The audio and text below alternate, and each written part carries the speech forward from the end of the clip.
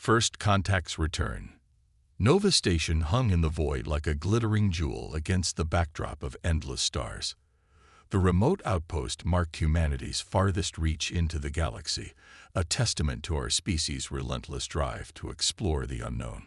Positioned on the edge of charted space, the station served as both research facility and early warning system, scanning the darkness for signs of new resources, habitable worlds, or the ever-elusive evidence of intelligent alien life. Chief Engineer Maya Chen stood in the observation deck, her dark eyes reflecting the distant nebula that painted the cosmos in stunning purples and blues. At 35, she'd spent over a decade maintaining the station's complex systems, finding peace in the mathematical certainty of engineering problems after a chaotic childhood on Earth's overcrowded megacities. Her hands, calloused from years of mechanical work, absently tapped at her datapad as she reviewed the day's maintenance reports. Chen to command, all systems nominal, she reported, her voice echoing slightly in the empty chamber. Power grid efficiency holding at 94%. Station Director Eliza Hammond's voice crackled over the comm. Acknowledged, Chief. We're detecting something unusual on long-range scanners. Can you head to control? Maya frowned. Unusual how? Unknown vessel approaching from outside monitored space. Well, you should see this yourself. In control, screens displayed a distant object moving at sublight speed toward the station. The room buzzed with nervous energy as analysts and officers studied the incoming vessel. Initial scans match it to the research vessel Horizon, announced Sensors Officer Prisha Mehta, her face pale with disbelief. But that's impossible. A heavy silence fell over the room. Everyone knew the story of the Horizon, Earth's most advanced research vessel, dispatched 15 years ago to investigate an anomalous energy signature beyond the Arcturus system. The ship and its crew of 12 brilliant scientists had vanished without a trace. After 3 years of fruitless searching, they were declared lost, becoming a cautionary tale told to remind spacers of the dangers lurking in the unexplored corners of the galaxy. Confirm identification, ordered Director Hammond, her gray-streaked hair pulled back in a severe bun. At 60, she'd been one of the architects of the Nova Station project, dedicating her life to expanding humanity's frontiers. Hull markings and configuration match the Horizon, Prisha replied. But there are modifications, significant ones. The main screen zoomed in on the approaching ship. Maya's breath caught in her throat. The sleek, familiar lines of the Horizon remained, but the vessel was now covered in strange, angular protrusions that seemed to shimmer and shift as they watched. The once pristine white hull was discolored, patches of it appearing almost translucent, revealing glimpses of an internal structure that looked nothing like standard human engineering. It's not responding to hails on any frequency, Communications Officer Chen Liu reported, frustration evident in his voice. Director Hammond turned to Security Chief Captain Diego Reyes, a former Mars colonial defense veteran whose scarred face and cybernetic right eye hinted at battles fought and survived. Opinions, Captain? Reyes studied the image, his cybernetic eye whirring softly as it zoomed in on details. It's the Horizon, or what's left of it.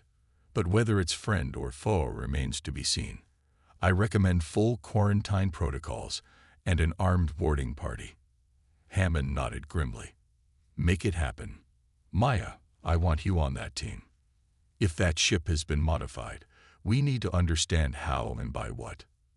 6 hours later, Maya found herself floating through the silent corridors of the Horizon, encased in a tactical environmental suit alongside Captain Rice and 4 security officers. The ship had allowed itself to be guided into one of Nova's larger docking bays, but remained completely unresponsive to all communication attempts. Life support is functioning, Maya reported, checking readings on her suit's wrist display. Atmosphere composition is Earth normal, but I'm detecting unknown particulates. I wouldn't risk removing helmets. The interior of the ship was both familiar and deeply alien.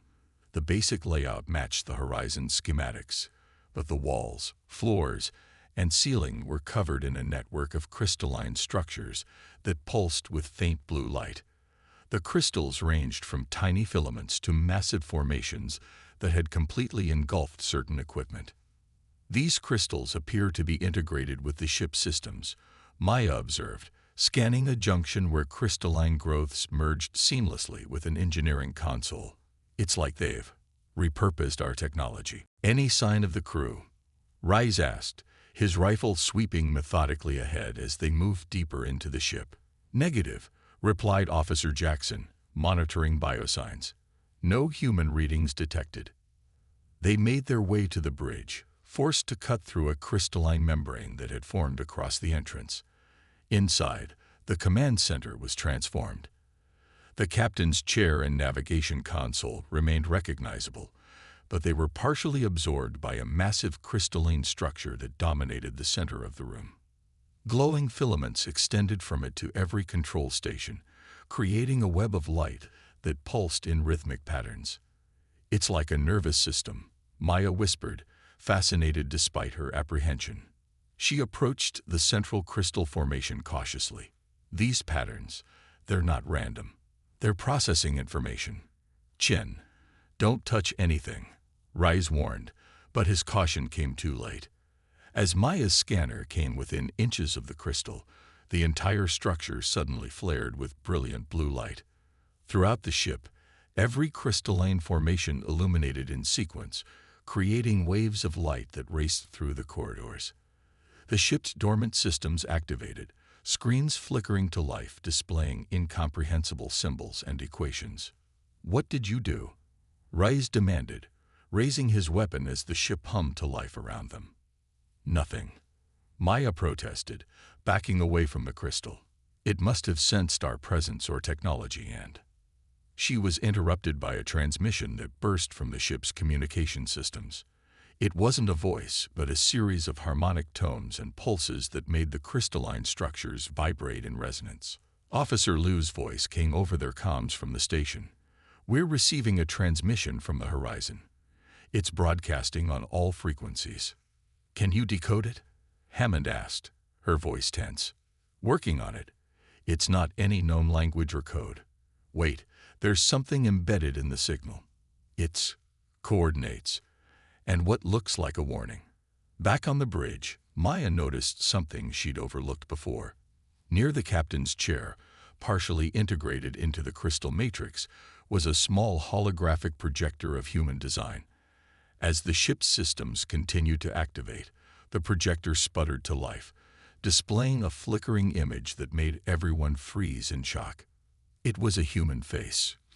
Distorted, changed, with crystalline growths extending from the temples and eyes that glowed with the same blue light as the ship's structures.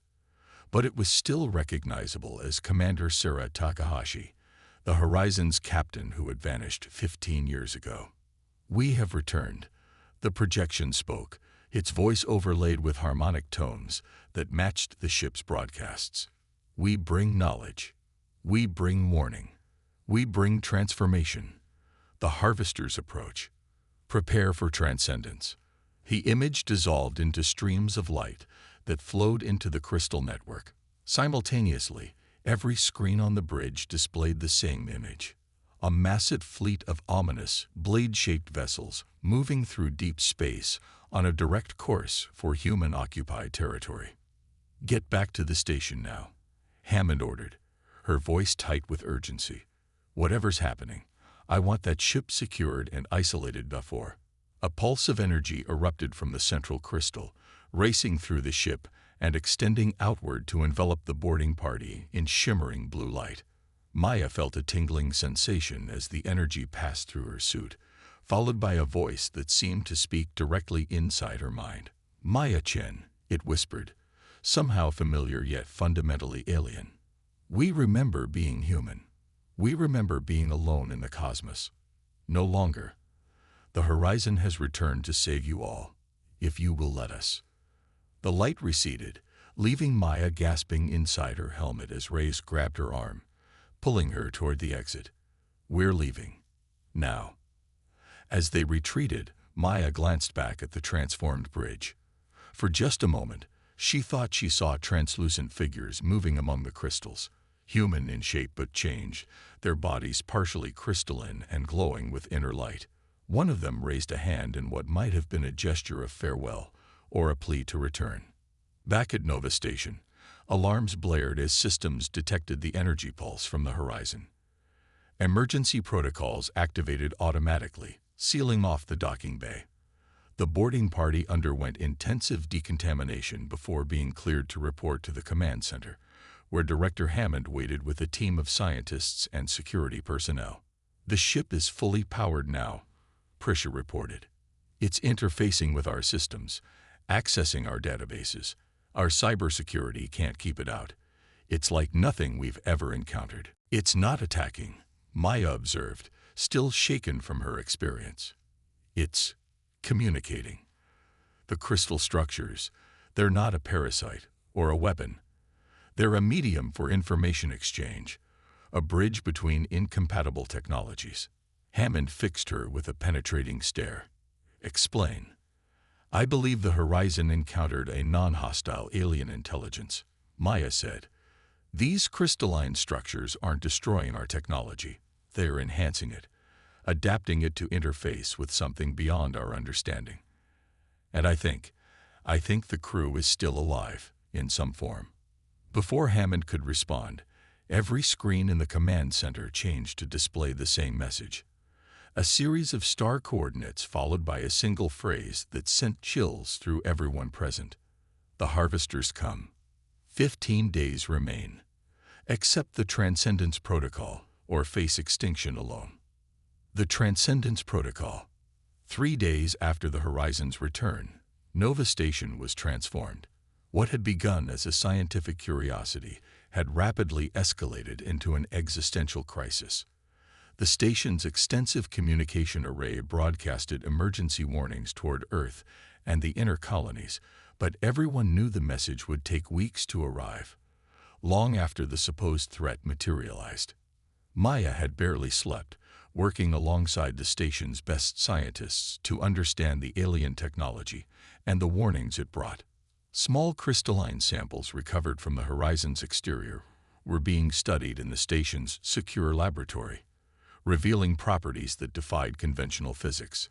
The crystals could store and process information at rates that made quantum computers look primitive, and they responded to both electrical signals and conscious thought. "It's like they exist partially in another dimension," Dr. Samira Nasser explained. The xenobiologist's eyes bright with excitement, despite her exhaustion. "They can transfer information instantaneously across vast distances, completely ignoring light speed limitations." Maya nodded, remembering the voice she'd heard in her mind aboard the Horizon. "Can they facilitate communication with whatever the crew has become?" "Theoretically," Samira replied. "But Director Hammond is concerned about contamination risks. Captain Rice is even more adamant. He wants the Horizon ejected from the station and destroyed." Maya understood their caution, but something deep inside her resisted the idea. Whatever had happened to the Horizon and its crew, she sensed no malevolence in their actions, only urgency. The ship had traveled unimaginable distances to deliver its warning, its transformed crew sacrificing their humanity to serve as messengers. In the command center, tensions were reaching a breaking point. The station's leadership was divided on how to respond to the Horizon's presence and its apocalyptic warning. "We have no proof these harvesters even exist," argued Operations Director Weijong. "This could be a trick, a prelude to invasion by whoever, or whatever, took over that ship. The warning is consistent with anomalous readings we've detected from the Arcturus direction," countered Science Officer Elena Volkov. "Something large is moving toward our region of space, distorting subspace as it comes." Director Hammond listened to both sides, her weathered face betraying little of her thoughts. When the debate reached an impasse, she turned to Maya. "Chief Chen, you've spent the most time studying the modified systems. What's your assessment?" Maya took a deep breath. "The technology aboard the Horizon exceeds anything humanity has developed by centuries, maybe millennia. If they wanted to destroy us or take over the station, they could have done so instantly. Instead, they're waiting, offering something they call the Transcendence Protocol, which we still don't understand, Rise interjected grimly. For all we know, it's a fancy term for assimilation. Before Maya could respond, the station's communication system activated without command. Every screen displayed the same image, the transformed face of Commander Takahashi. We have waited for your discussions to reach their natural conclusion. The entity spoke, its voice more human than before. Time grows short. We will show you what approaches. The main view screen shifted to display a real-time image that could not possibly have been captured by the station's sensors. It showed massive ships, each shaped like a curved obsidian blade, moving through the darkness of space. Smaller craft swarmed around them like insects, systematically dismantling a ringed planet that Maya recognized from astronomical charts, a gas giant located less than 20 light-years from Nova Station. The harvesters consume worlds to fuel their endless expansion, the Takahashi entity explained. They do not negotiate. They do not communicate. They harvest resources, including sentient life forms, which they process into biological components for their living ships. The view screen shifted again, showing historical records from alien civilizations, worlds burned, populations harvested, entire solar systems stripped of all valuable elements. We encountered them 15 years ago, the entity continued. The beings you know as the Horizon's crew would have been destroyed, but we were saved by the Crystalline Collective, a symbiotic intelligence that offered us transcendence. What exactly is transcendence? Hammond asked, her voice steady despite the horrific images still flickering across the screen. Evolution beyond physical limitation. The merging of organic consciousness with crystalline technology, creating a hybrid existence that preserves human identity while transcending human fragility. The image of Takahashi's transformed face was replaced by footage from within the horizon, showing translucent, crystalline humanoid forms moving through the ship with fluid grace. Though changed beyond recognition, there was something unmistakably human in their movements and interactions. We remain ourselves, the voice continued. Sarah Takahashi, Marcus Wong, Lila Fedel. All 12 of us chose symbiosis rather than extinction. Our memories, personalities, and core values remain intact, but we now exist in a form that can withstand the void of space, process information at exponentially greater speeds, and harness energies your science cannot yet comprehend. Maya felt a chill run through her. The offer was becoming clear. Become like them, or face the harvesters alone. Why return now, after 15 years? Rise demanded, suspicion evident in his tone. Time flows differently for us now, came the reply. And the journey back to human space required years, even at our enhanced capabilities. We come now because the Harvester Vanguard approaches this region. They will reach Nova Station in 12 days. Earth and the inner colonies will follow within a year. The command center erupted in frantic discussions. If the warning was true, they faced an impossible choice between an alien transformation or certain destruction. Director Hammond raised her hand for silence. You speak of this Transcendence Protocol. Explain precisely what it entails and what it would mean for us. The view screen changed again, displaying detailed schematics of the crystalline technology integrated into the horizon. The protocol begins with the introduction of crystalline nodes at key locations throughout your station. These will interface with your existing technology, enhancing its capabilities beyond current limitations. For your crew, transcendence is voluntary. Nanocrystalline structures are introduced to the nervous system, creating a symbiotic relationship that preserves human consciousness while elevating physical and mental capabilities. And what happens to our humanity? Maya asked quietly.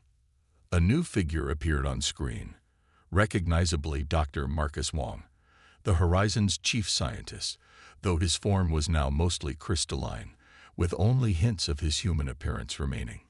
I asked the same question, Maya Chen. Wang's voice resonated with harmonic undertones. I have discovered that humanity is not defined by our physical form, but by our choices, our values, our connections to one another. I remain human in all ways that matter. I still feel wonder at the cosmos. I still cherish the memories of my family on Earth. I still hope for humanity's future. But now, I can do more than hope. I can help ensure that future exists. Maya found herself moved by his words, seeing the human spirit still alive within the alien form. But not everyone was convinced. This is extinction by another name, Rise argued. You're asking us to give up our human bodies, to become something else. We ask you to evolve, as humanity has always evolved. Takahashi's voice returned. The alternative is annihilation. The harvesters cannot be defeated with your current technology. Even with the full might of Earth's military, you would fall. We offer a third option. Transcendence. Become something greater while retaining what makes you human. For the next 7 days, debate raged throughout Nova Station. The evidence of the approaching harvester fleet grew stronger as the station's enhanced sensors, now partially integrated with crystalline technology, detected the massive energy signatures moving inexorably closer. Maya spent hours communicating with the transformed crew of the Horizon, learning about their experiences and the nature of their existence. She discovered that they maintained human relationships, formed new memories, experienced emotions, albeit in ways that sometimes differed from purely biological experience. They had not lost their humanity. They had expanded it. We're approaching the deadline, Director Hammond announced during a station-wide meeting. In 48 hours, the Harvester Vanguard will be within striking distance. We have 3 options. Attempt evacuation in our fastest ships, though calculations suggest they would overtake us before we reach the nearest colony.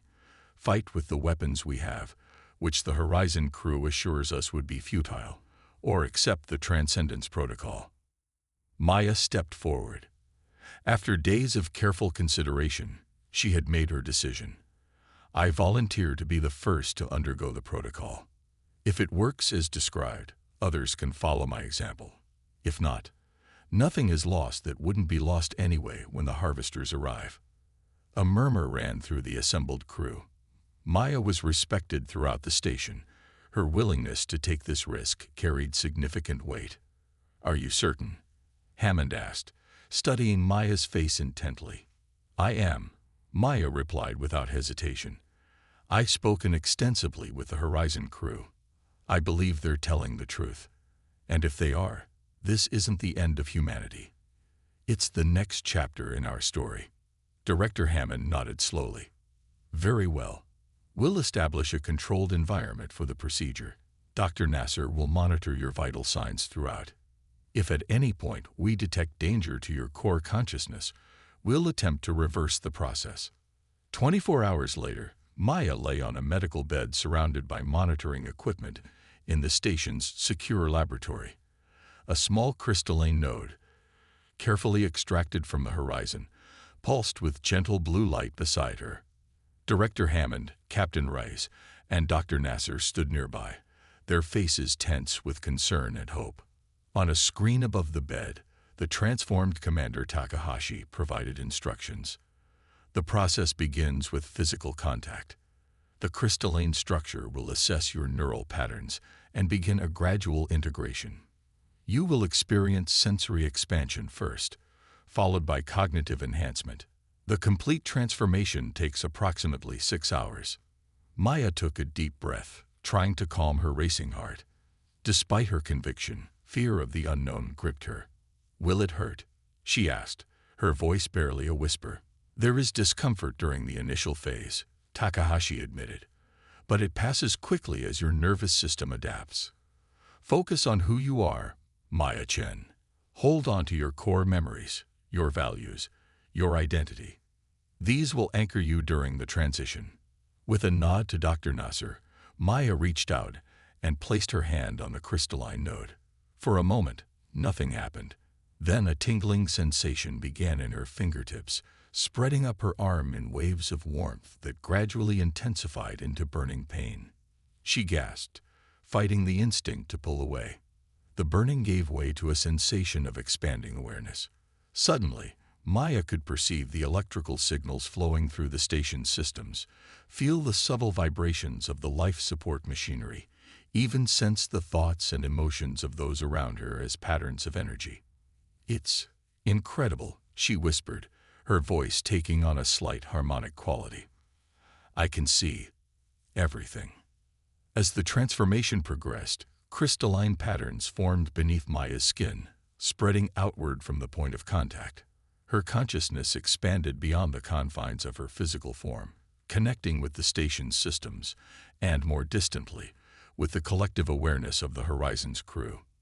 6 hours later, Maya Chen stood before the station's crew, transformed yet recognizable.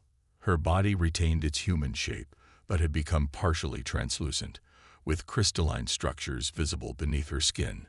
Her eyes glowed with soft blue light, and when she spoke, her voice carried harmonic undertones that resonated with the station's systems. "I remain Maya Chen," she assured them, looking particularly at Director Hammond and Captain Reyes. "My memories, my values, my identity, all intact. But I've gained understanding beyond what I could have imagined. The harvesters are real, and they are closer than we thought. We have 18 hours, not 48. She gestured, and the main screen displayed the approaching fleet in detail impossible with standard sensors. "But we also have hope.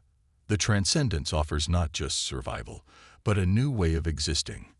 Not an end to humanity, but an evolution, one that preserves what makes us human while allowing us to face threats we could never survive in our current form." Over the next 12 hours, 80% of Nova Station's crew chose to undergo the transformation. Captain Reyes, after initial reluctance, joined them when he understood that the alternative was watching everyone under his protection die. Director Hammond was among the last, ensuring that most of her people had successfully completed the process before beginning her own. As the Harvester Vanguard entered the outer reaches of the star system, Nova Station underwent its own metamorphosis. Crystalline structures integrated with the station's systems, enhancing its shields, weapons, and propulsion capabilities beyond their original design specifications. The transformed crew worked in perfect coordination, their consciousnesses linked yet individual, each contributing their unique perspective and expertise to the collective defense. When the first harvester ships arrived, they encountered not the vulnerable human outpost they expected, but a unified entity of unprecedented power. The transformed humans, their consciousness now able to operate across vast distances instantaneously, deployed countermeasures that confused and disabled the biological components of the living harvester ships. The battle was brief but decisive. The Vanguard retreated, but all aboard Nova Station knew this was only the beginning of a longer conflict. The main harvester fleet would eventually follow, and even with their enhanced capabilities, the transformed humans would face a desperate struggle. Yet for the first time, humanity had a fighting chance, not just to survive, but to forge a new destiny among the stars. As the transformed Maya Chen looked out at the cosmos through her new perceptions, she felt not loss for her former existence, but wonder at what humanity might become. They had transcended their physical limitations without surrendering the spirit of exploration, compassion, and determination that defined them. The missing ship had indeed returned changed. It was no longer theirs. But then again, neither were they themselves anymore. Together, they had evolved into something greater while carrying forward the essence of what it meant to be human. And in that transformation lay humanity's greatest hope for the challenges that awaited them among the stars.